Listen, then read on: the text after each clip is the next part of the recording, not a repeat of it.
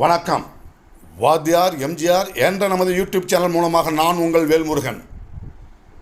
இன்றைக்கு ஒரு புதிய தகவல், தெரிந்து கொள்ள வேண்டிய தகவல். இதய தெய்வம் புரட்சித் தலைவர் பொன்மனச்செம்மல் எம்ஜிஆர் அவர்கள் துப்பாக்கியால் சுடப்பட்ட பொழுது அவருக்கு சிகிச்சை அளித்த மருத்துவர் குறிப்பிட்ட வார்த்தைகளை இங்கே பதிவிட விரும்புகிறேன். புரட்சித் தலைவர் எம்ஜிஆர் அவர்கள் மீது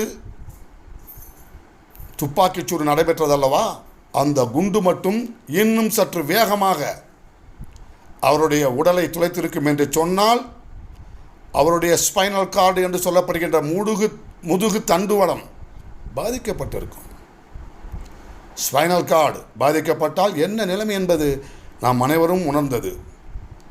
அதே குண்டு இன்னும் சற்று பக்கவாட்டத்திலே சென்று தாக்கியிருக்கும் என்று சொன்னால் அவர் மூளைக்கு செல்லுகின்ற இரத்த குழாய் வெடித்து